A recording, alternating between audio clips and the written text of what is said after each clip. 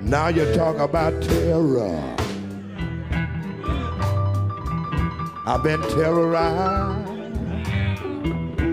all my day. Hammer all my day.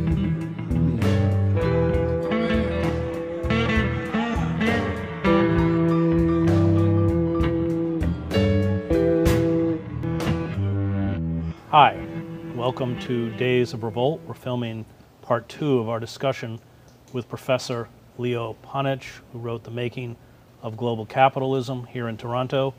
And we'll be looking at the political war that is being waged by the international banking system and the neoliberal elite against all of us, but in particular Greece, because Greece is on the front line, and much of the mechanisms that have been used to control Greece from the outside are mechanisms that are intimately familiar to the rest of us. Professor Panich, thank you. Hi, Chris. Glad to be here. So, July 16th, the Greek Parliament, and I know that you will take issue with Tariq Ali's assessment of this, but in his words, gave up its sovereignty to become a semi-colonial appendage of the EU. I was there on July 16th.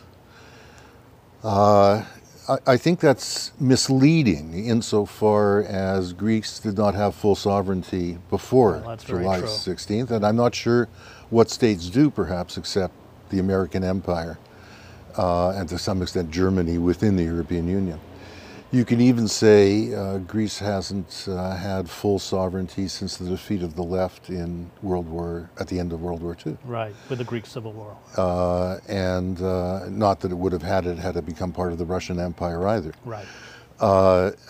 It's obviously the case that every state within the European Union, especially the European monetary system, has given up a portion of its sovereignty. Of course, given the balance of power within the European Union, that means a lot more for states in the southern periphery, and that was most evident for Greece after the crisis of the euro erupted in 2010. So no, I don't feel that they gave up their sovereignty suddenly as of that day, and I think that the new government elected at the end of January was well aware in the strategy it was attempting to see through successfully, that it could only be successful insofar as it could achieve its ends within this shared sovereignty that is the European Union. But it is a kind of extortion in this sense. Yes. I mean, the international banking system in the EU know that they could easily destroy Greece, which imports hundreds of tons of food, I don't know why, from Western Europe. They should be able to grow their own. They owe European drug companies $1.2 billion, which meant that if they walked away from the euro, they would essentially not have credit. They wouldn't be able to get, there are already drug shortages in the hospitals. 60%, people are saying 50 to 60% unemployment among the youth. Pensioners have had their pensions cut by 27%. I mean, physically, Greece is disintegrating. Athens is disintegrating. And what the message that was delivered, and it's why I have certain sympathy, and as I think you do for Syriza, is that if you walk away from this deal, you're going to end up like Allende in Chile or Fidel Castro in Cuba, which is fuel shortages, bread lines, power outages. Those are the weapons they have. And this has led the former finance minister, Yanis Varoufakis, to say that in essence the banks function in the same way that tanks did in the 1967 military coup. As a general proposition, I think that's absolutely correct. And I think that, as we were discussing in our last conversation, the nature of imperialism today is such that it is financial power and the state institutions that manage financial power that is actually more important. Well, that's the point of your book. And I think Greece shows this. Right. What has taken place in the Greek case is that the enormous debt that the Greek state owned to German and French banks primarily was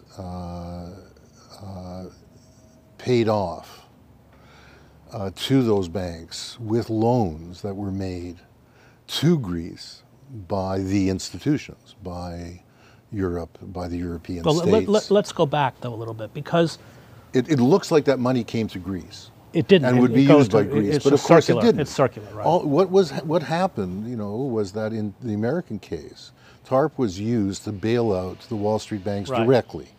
In the European case, with the Germans, false propriety around moral hazard, they weren't going to bail out the banks directly. They forced Greece to bail out the banks, and they were carrying the burden of the debt by virtue of bailing out the Deutsche Bank. Right. This is scandalous, of course. In ethical terms, it's appalling. But, and this is what also Syriza needs to be congratulated for, is that Syriza understands very well that the corrupt and clientelist Greek state, for the most part run by a social democratic party at the time that did this, the PASOK party, got Greece into this situation. Exactly. It joined the euro. Exactly. It got into the type of arrangements in the European Union, the equivalent of NAFTA, whereby on the basis of very dubious projections, Greek agriculture got integrated into European agriculture. We now have mountains of peaches rotting in Greece. Right. Well, but this was Goldman Sachs, who comes in and helps the former Greek government cook the books. Also cook the books. So that they can get into the euro. And also, I think what's often overlooked is the deep corruption that was running between the former Greek government and European corporate, in particular the arms industry. So they were spending, I think, 3.5% to import all sorts of mechanized units that they didn't need, and taking all sorts of kickbacks. So there was a collusion between a very, very corrupt Greek government and a very corrupt financial and corporate concerns in Europe that got Greece into this mess, and it was masked or hidden by Goldman Sachs. Yes, but if I may say so, Chris, there's a deeper problem than the corruption that Goldman Sachs or the arms industry are involved in. The deeper problem is, A, that the Greek state has been clientelist and corrupt going back to the 1830s. Secondly, that Greece got involved, as all of our states have, in the development of free trade and free capital movements over the last 20, 30 years. So the result of joining the European Union, leave aside the euro, the result of joining the European Union is what you pointed to, the irrationality, right, of specializing in peaches rather than diversifying an agriculture to meet the food needs of the Greek people. This is what's happened in India. They've lost their furniture industry. You have a hotel industry that serves tourism. It's its largest export, larger than olive oil and wine. Well, the furniture industry used to provide the furniture to Greek hotels. That furniture industry was wiped out through the European Union. So when people simply say, the problem is getting out of the euro and going to the drachma, they are feeding an illusion that economy could not survive with the drachma.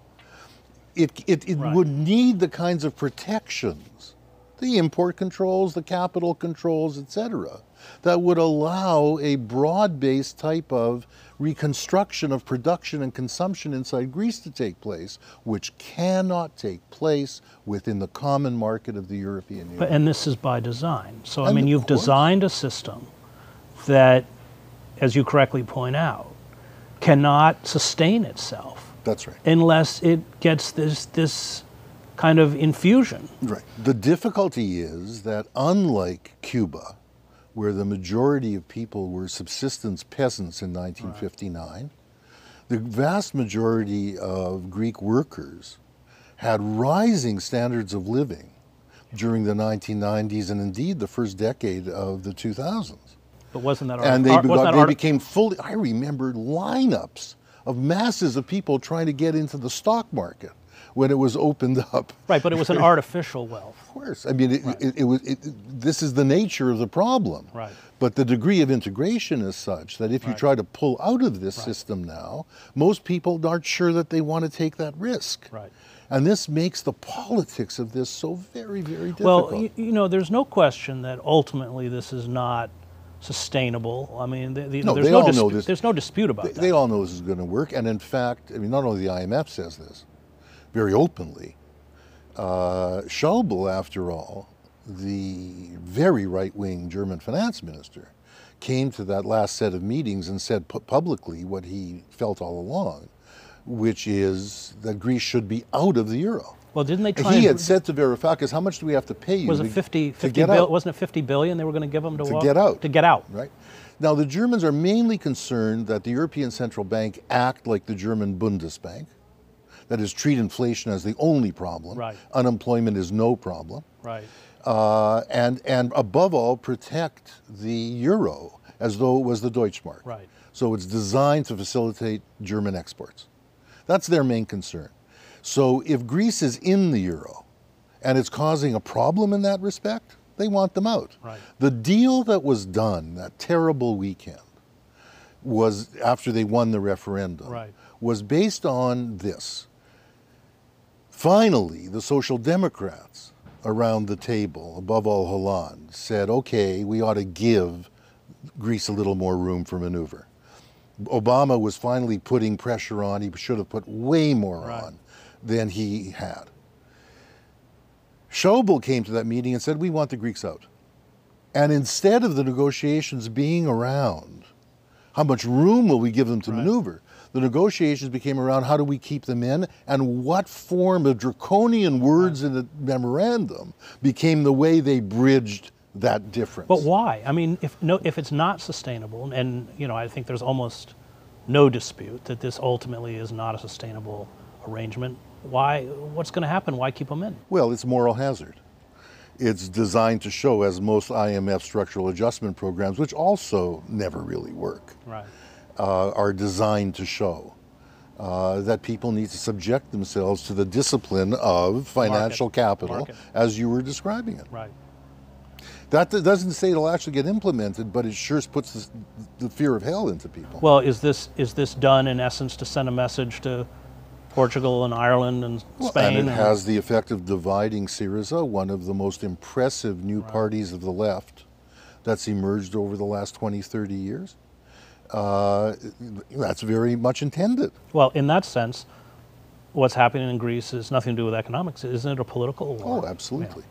It's absolutely political, although a lot of the people who are doing it think like accountants. And they see that the state system is structured in capitalist ways, but they don't think of them as capitalist. Right. So, you know, if you say I'm going to tax profits rather than food, they say, well, you know, you're not really sure you're going to be able to get enough revenue out of taxing profits. We don't know what the rate of growth is going to be. They can hire accountants and lawyers to get out of paying taxes. We know that people need to eat. So put the tax on a sales tax on food. Right. Well, that's what Ward Churchill called them, little Eichmanns, I think. Yeah, exactly. It's just about making the system work. Yeah, Hannah Arendt understood it in a lot of ways. Right. It's nothing to do with whether people actually are malnourished or not. Exactly. Which I can't remember the figures, but I mean the number of at this point we're talking about malnourishment as a real phenomenon. Yes, and one should remember that, and I don't think that they will renege on this, although the memorandum requires them to. The left is screaming they have already, they have not, and I don't think they will. The humanitarian stuff they introduced immediately in February, right after they were elected, has not been pulled back. And it's had an enormous impact on the people who are suffering the most. Yeah. What does Greece tell us about the world we live in? I think it tells us that reform in the 21st century, in terms of the old debate about reform versus revolution, is probably no longer possible within capitalism. You know, those who had an ambition of humanizing capitalism, and most of the American left, the North American left, including the Canadian left, has had the impression that Europe represents a more humane variety of capitalism. Let me just interrupt there to say an important point that you're well aware of, is that the representatives of the left, including the NDP, which may win the Canadian election, were entities that were created to supplant the radical left, just as the NAACP was created to counter the Communist Party, and that much of what represents the left within the United States and even in Canada is already an accommodationist Yes, obviously. entity. But I'll the deal with that, NDP okay. gives the impression and runs on this, Right. that the European Union is evidence of a viable, humane, egalitarian capitalism that can be both competitive and just, Right. that can meet the neoclassical standards of capitalist efficiency and be egalitarian. Right. This is an illusion. Right. It cannot, it's not been true of the European Union. The claims about it that are made by the left in Europe and in North America are incorrect. The European Union is on the same neoliberal track. Right. It has neoliberalism in its DNA. And this means that the room for reform, that was, as it was understood in the 20th century, from the New Deal on, from the welfare state on, the room for that is very, very limited. Well, you make the point in the book that if you want to call it the humanization of neoliberal economics, was caused by fear, fear of a revolutionary movement. And as we said in the first segment, you quote Roosevelt, who uses the word, and the eradication of that counterweight essentially allowed neoliberal economics to become purely predatory and destroy the liberal mechanisms that once made piecemeal and incremental reform possible, because I think, as you very correctly say, without that counterweight, there's no impetus for any kind of reform. The situation now is actually more problematic. Because of the strength of labor movements and because of their support for social democratic parties and the Democratic Party for a certain period in the United States where it had some effect. You won those reforms, but those reforms ended up screwing up capitalism. It is indeed the case that when workers aren't fearful, when they live under conditions of full employment, they make demands which do impinge on the dynamism of capitalism and on its efficiency. Right. Now, so it isn't just a matter that bad guys didn't like this, unethical people, immoral people didn't like this. The system wasn't working by the crisis of the 70s. And insofar as it wasn't working and the left wasn't able to move beyond those reforms, including all the unions, to get beyond those reforms, which were accommodations to capitalism, as you said, to actually a new set of social relations, a new way of producing and consuming through democratic economic planning.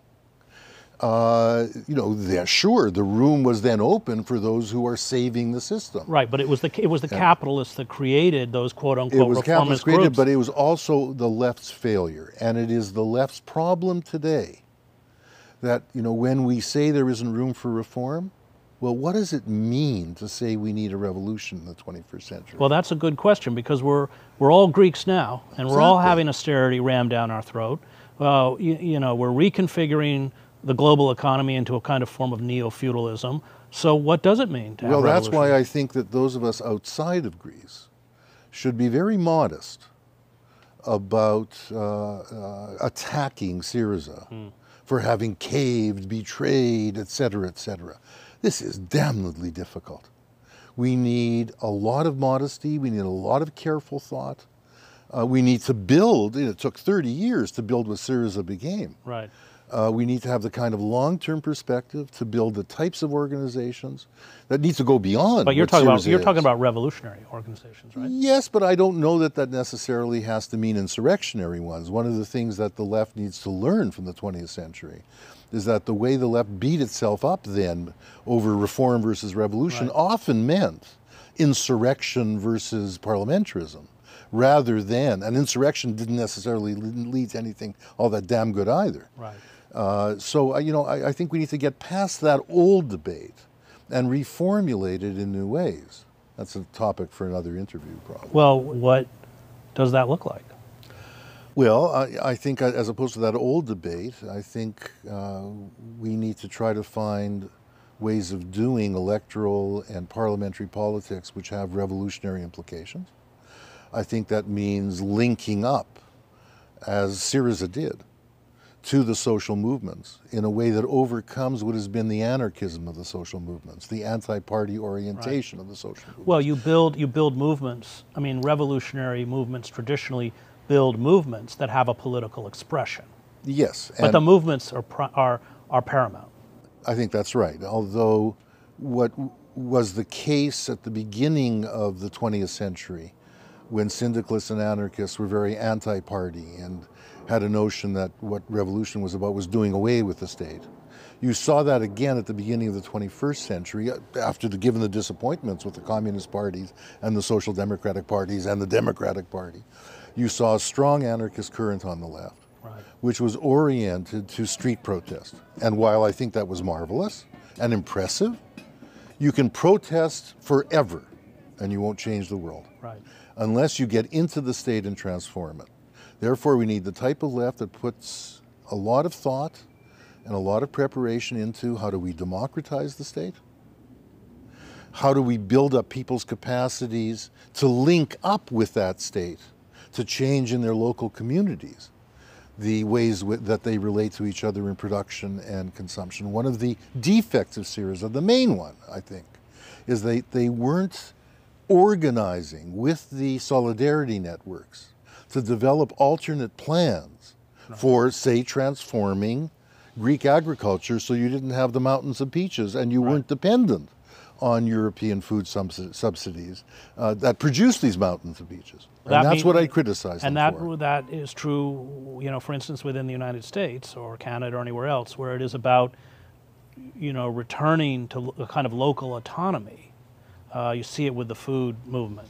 So that you can, in essence, break the back of these centralized forces that distort the economy to create, you know, particular cash crops and monocrops and everything else. And so many ways, that's the big question. Does it really begin almost at the grassroots, where you transform your own town, your own society, your own village, local currency, and then does it drift upwards? I don't think so. I think one needs to look at it, if I may use this word, more dialectically. I think that can't take place without, at the same time, changes being made at the national level. Because, for one, certain local areas that have more resources than others will be better positioned than others. Right. But secondly, very little can be done at a local level unless changes are simultaneously made at higher levels, given the degree of integration of the local into the global. So I think it's a simultaneous thing. Moreover, I don't think that the type of politics, the type of depth of politics we're talking about is generated just at the local level. I think it requires national political parties who take the responsibility of developing at the local level the capacity to think of alternate ways of production at that local level, which is not merely selfish, and think of forms of representation from the local level to the regional level to the national level, where the inequalities that exist and will exist amongst different localities, given their different resources, capacities, etc., will inevitably have to be bargained, ameliorated, etc. I mean, you can say this because you're a Canadian and you don't live in a closed political system, which we do within the United States.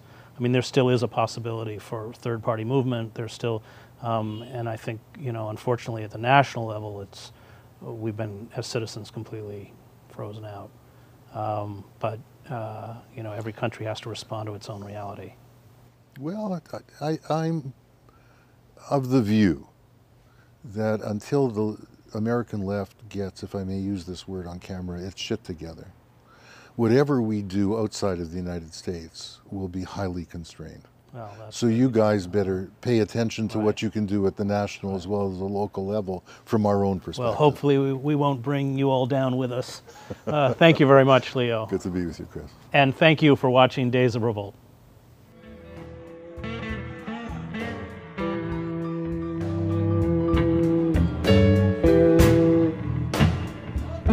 Had to eat out the watermelon patch.